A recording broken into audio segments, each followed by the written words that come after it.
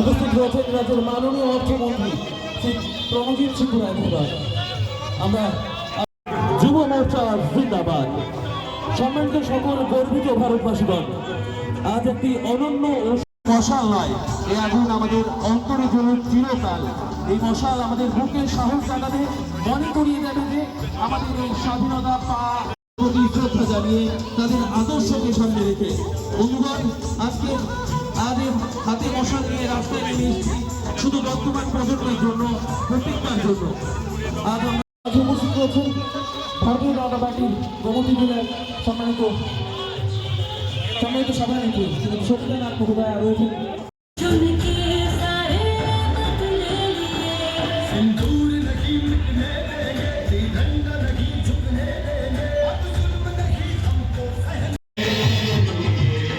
সকলে জানেন যে 1999 সালে যে কার্গিল যে যুদ্ধক্ষেত্রে যেখানে পাকিস্তানকে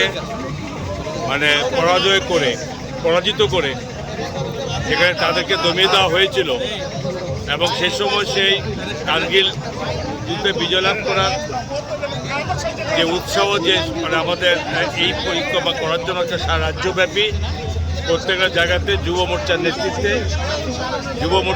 ভারতীয় যুব মোর্চার নেতৃত্বে আজকে আমাদের এখানে সমারোহ হচ্ছে।